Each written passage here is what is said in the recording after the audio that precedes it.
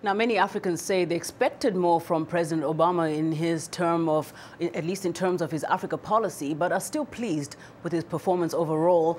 As in the last elections, many Africans volunteered to do door-to-door canvassing, making calls to potential voters and sticking up signs in their neighborhoods. Sylvester Okere is the director of a group called Continental Africans for Obama, which has been mobilizing voters to vote for Obama. Welcome to In Focus, Mr. Okere. Thank you for having me. So how far have your efforts gone so far in at least getting the kind of support that you enjoyed in 2008 for President Obama?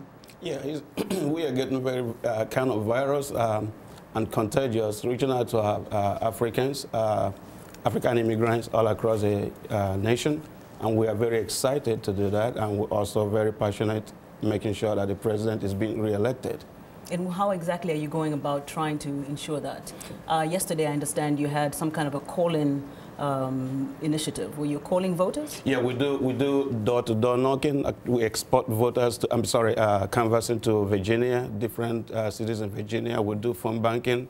We do mobilization of fundraising and also African meetings. You know, the best way to reach Africans is not only on phone banking, but African events, churches, mosques, and so on. So we are pulling our synergy together to make sure everyone is enthused and moving out to re-elect the president. So when you hear about these polls predicting that, or at least right now showing that there's a dead heat, with the exception of some states, what does that make you feel? Are you confident that he's going to pull through? I am 100% confident because, look, it boils down to leadership. It boils down to we immigrants, African immigrants. We want a leader that, you know, whereby we feel belonging, inclusiveness, someone who cares for us, a leader who you can, you know, say your concern, you can reach out to, and he hears you. Not a leader that turns you away and uses you as a tool. Because looking at this country, I will tell you, African immigrants, we grumble a lot, and most of the grumbling, there are some atom of truth there because we work hard, we're educated, we have a lot of energy, but we are the ones spinning behind, we are the one backward because we feel like we're not connected to the authority. So you want a leader who will say, yes, you are part of the system. You are part of the government. We work hard. We do everything like everyone. But Latinos, we are not being jealous of them, but because they are well organized and they started long ago, and that's what we tell our community to come up together, we unite and do it. But at the same time, we are working hard like the Latinos. We have population like the Latinos. We need that recognition.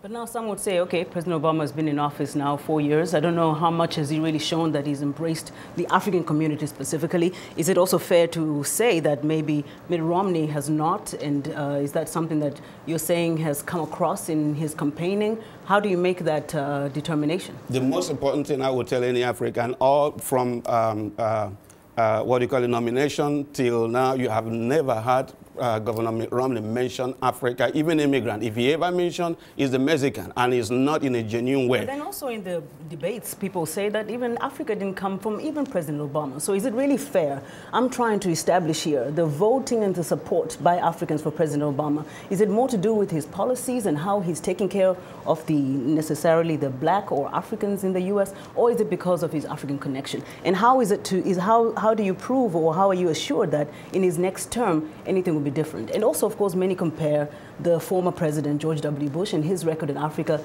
Is it beatable? So really give me a very objective, down-the-line analysis of where you're coming from. And I will tell you that no leader is perfect. Rome is not built in a day. The president has been doing what he needed to do all around the nation. You see, one thing is that personally, we're human beings. We tend to grumble. We need more. But I can guarantee you, he has done what he's supposed to do, and if we give him 4 more years, he's going to do noble as he's doing. He cares for that he's done. Give me one quick example that you're very happy with. Look at the case that affects you directly. Look, let me before I answer the question. No, we've got 30 seconds. So okay. You've got you. I'm not supporting him because I'm a black man or he's a black man, but in terms of leadership, he is number one. He is credible. He is likable. He connects to every human being. He cares about me. In other words, I don't want to follow someone when I cry. He doesn't know why I'm crying. President Obama is touchable. He's reachable. You've reached him? Yes. Frankly, on the September 28th, I had a photo with him, and I talked to him, and I told him we have that photo. We're excited that Africans are supporting him. We're not supporting him because he has African connection, but he's a true leader. I have to stop there, but thank you so much, Mr. Thank Okere. you. Sylvester, yes, indeed, so much. You. Sylvester Okere is the director of Continental Africans for Obama, and he joins us today here on In Focus. Thank you. Now, for more information. For more information on any of today's stories, please visit us online at voaafrica.com and be sure to befriend us on Facebook.